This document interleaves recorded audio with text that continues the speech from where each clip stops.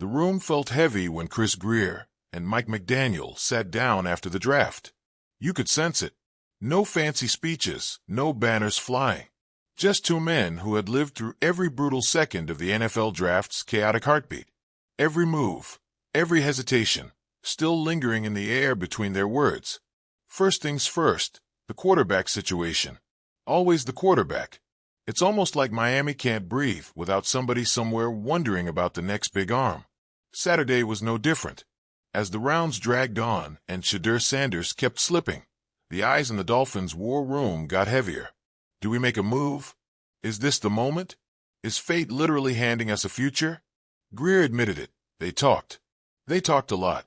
Maybe too much. The what-ifs must have piled up like a stubborn storm cloud over their heads. And yet, when it came down to it, the Dolphins turned their backs on the shiny temptation and went another way. Quinn Ewers. A seventh-round swing, a flicker of hope, or maybe just another lottery ticket thrown into the fire. Ewers isn't the name that grabs the headlines. He isn't the guy who had the cameras chasing him. But Grier looked everyone in the eye and said, basically, trust us. Sarkisian vouched for him. He's tough. He's built for it. McDaniel threw in that the Dolphins' scheme should make it easier on the kid. Make of that what you will. Easy isn't exactly a word that follows Miami quarterbacks around. But still, you can't help but wonder, was Sanders the one who got away?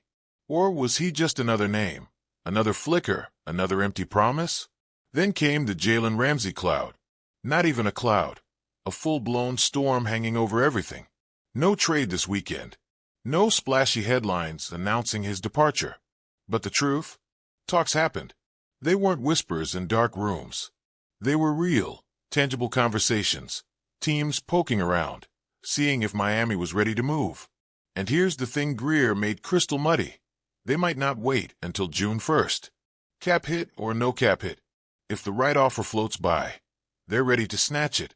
This isn't about patience anymore. It's about survival. McDaniel, cornered about his relationship with Ramsey, dodged harder than a quarterback running from a blitz. No point talking about it, he said. Focus on the new guys. Focus on the future. Sounds noble. Sounds rehearsed.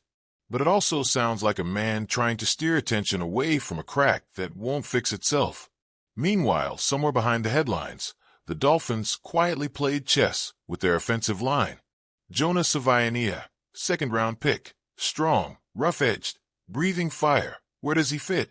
Nobody wanted to answer outright, but the clues leaked out like steam from a cracked engine. James Daniels, the free agent addition, made his living at right guard with Pittsburgh. Savaiania, same side in college. Two right guards. One spot. Who blinks? McDaniel gave the usual coach speak about comfort levels. Play where you're best. Let it sort itself out. But really, can you afford to shuffle a rookie out of his natural position when the bullets start flying? Probably not. Odds are, Daniels ends up sliding to the left side, next to Patrick Paul, while Savaiania pairs up with Austin Jackson on the right.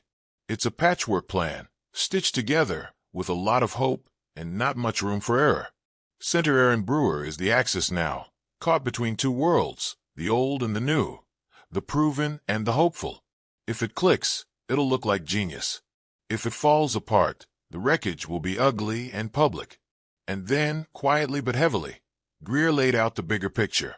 Miami didn't just draft players. They traded futures, gambled on tomorrows they might not even be around to see. 2 trades, one with the Raiders, one with the Texans, and suddenly, the Dolphins are sitting on a third-round pick for 2026. Not 2025. 2026. Grier called it balance. Building now, planning later. But you can't shake the feeling that something got lost in translation. Was it really balance? Or did the Dolphins just blink at the wrong moment, selling short their chance to load up this season? They started the draft with 10 picks. 10 pieces of gold to forge a new future. They finished with a lighter pocket and a lot more questions, especially at cornerback. The position that once looked like a strength now feels like a broken chair ready to collapse. Ramsey, half out the door. Kader Kohou, a brave but lonely fighter in the slot. Behind them, shadows, hopes. A handful of young players who haven't proven anything yet. Grier said they're talking to veteran free agents. He said it like a man trying to reassure a crowd without showing the panic in his eyes. Maybe they land Rasul Douglas. Maybe Stephon Gilmore decides he has one more run left. Maybe Asante Samuel Jr. steps into the void.